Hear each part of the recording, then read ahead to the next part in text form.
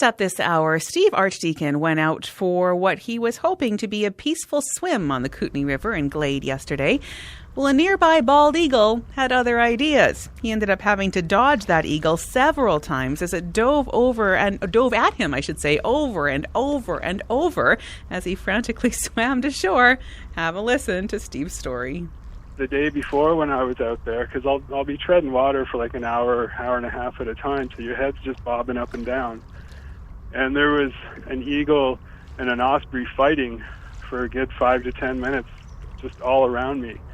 And I just, it's in my head that someday one of those things might just kind of take a run at me for whatever reason, by mistake or on purpose. Who knows why.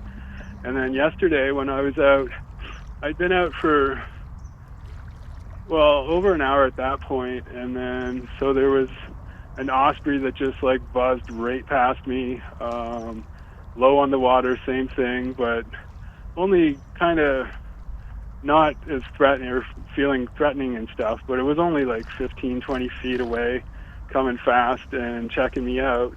And then it flew away, and then a little bit later a whole flock of Canadian geese came, and the whole, the main pack kind of broke to the right. And then one just broke off to the left and came right at me and swerved right by my head. So the goose I could hear its wings cutting through the air. The and goose, I'm like, okay, well, today might be the day then that this happens.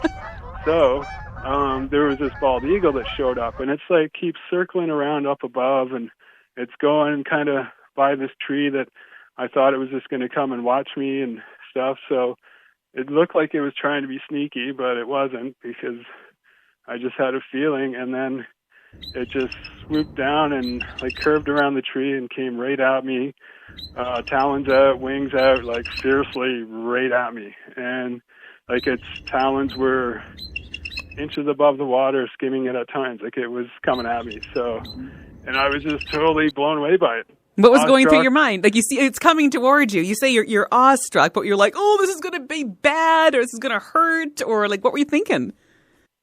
No, I was thinking how beautiful it was. They're gorgeous creatures. But it was aiming for your head. I've been fascinated with bald eagles since I was 4 years old. But it was I aiming. I drew a picture of one when I lived in Wasaga Beach, and I've been fascinated with them ever since. I mean, it's one thing to enjoy it and fascinate and think it's beautiful, but when you're vulnerable in the water, and they're huge, and it's coming for your head. Everywhere. I'll go into the bush and barefoot, pair of shorts, and I will sneak up on bears. I've had encounters. I'm accepting of the natural world, and if we all got to die at some point, but we shouldn't be afraid to live. And if it's the natural world that's going to take me home, I'm okay with that. Okay. And so I appreciate the moment for what it is, and these gorgeous, beautiful creatures. Yeah. And then, you break it down kind of. It's amazing how much you can freeze time for split seconds to seem like an eternity. So I'm literally just enjoying how majestic and beautiful this thing is. And it's oh yeah, right, it's coming at me, so now I got to fight. And so being deep out in the water where I couldn't do anything, it's just my head, I just started yelling and waving my arms, but I was laughing and giggling too, because I thought it was awesome. And then so it wasn't deterring it, and it was coming straight at me, and it was swerved literally last fraction of a second to where it was so close that I hit it with water, I was bracing for impact. And then as soon as it went past me, it's it jammed on its brakes and did a 180 and came right back at me and was yelling and screaming. And then it just kept dive bombing me while I'm fighting with this thing and splashing and yelling at it and still trying to be conscious, okay, I got to still make it to shore because this thing's not going to stop. And how far out? Standing up, and it can see how big I am. Right. How far out from shore were you at this time? I don't know, 100, 200 yards, something like that. And you're well over your head, you're in deep water, right? Oh yeah, totally. Yeah. So, that doesn't matter. I got a wetsuit on, and I'm just, I'm getting ready, because when I do my long swim overnight, I want to be right in the middle. I don't want to see the shoreline, really. It's just, and the deep water doesn't Right. It doesn't intimidate me or anything like that. Nor do eagles, apparently. So tell me more about your making your way to the shore. Is it because this eagle didn't just take one swing at you, right? No, it took many. It just kept coming and dive bombing and circling, and I'm wailing and flailing and laughing and yelling, and like it was chaos, but it was beautiful chaos. I loved it. And then I got out and I laughed at it. I cursed it out. It yelled at me, and we went our separate ways.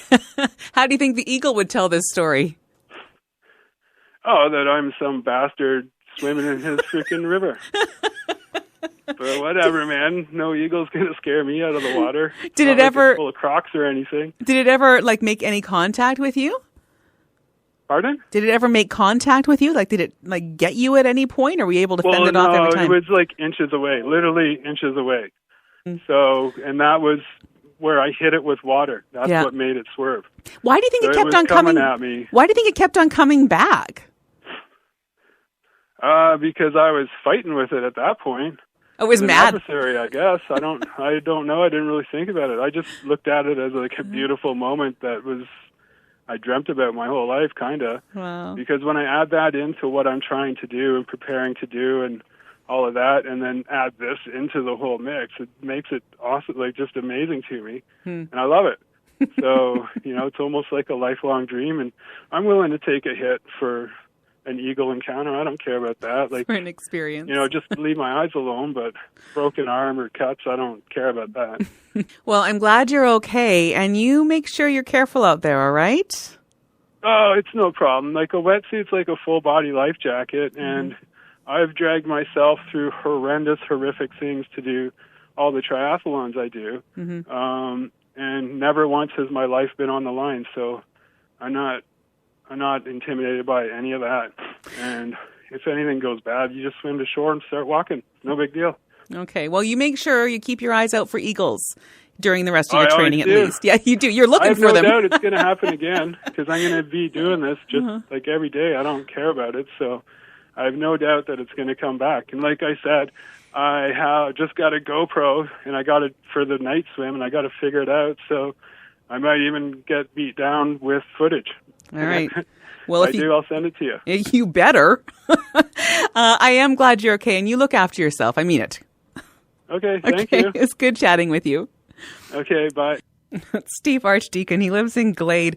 If you want to read his story, he posted the whole one on his blog. It's called roadtrippingwithmydog.com, as in DAWG. I will say I did talk to Steve a little bit earlier this afternoon. He said he went back out. He sent me a note not that long ago. He went back out and he said within 1 minute of standing in the water, the eagle came back, swooping in and landed in a tree nearby. He says it started squawking, so I started yelling back. I found myself in an argument with the eagle, telling it there's no way it's going to scare me out of the water. He said, I'm here to swim, and if that's what I'm going to do, and if you want to fight, bring it. So I sense a rivalry beginning between Steve and that bald eagle.